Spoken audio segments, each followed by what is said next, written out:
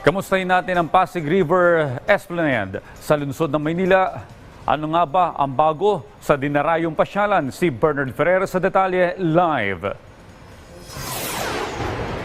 Audrey, nagpapatuloy ang konstruksyon ng Phase 2 ng Pasig River Esplanade na ngayon ay nasa bahagi na ng Intramuros sa Maynila.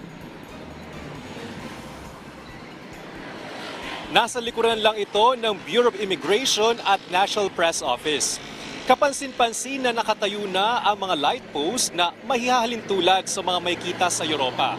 Nagawa na rin ang walkway na magkokonekta sa kabilang bahagi ng Esplanade. Nailagay na rin ang mga halaman sa paligid nito. Kapag natapos ay magkakaroon din ito ng jogging path, bike lanes at commercial areas. Ang Pasig River Esplanade ay bahagi ng Pasig River Urban Development Project ng administrasyon ni Pangulong Ferdinand R. Marcos Jr.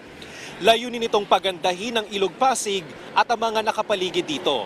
8 esplanade ang inaasahang gagawin sa kabuang 25 kilometrong ilog.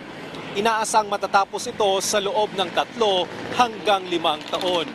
Audrey, makakatulong ang proyekto sa problema ng trapiko at polusyon sa Metro Manila dahil magbibigay ito ng alternative modes ng transportasyon kabilang na ang Pasig River Ferry.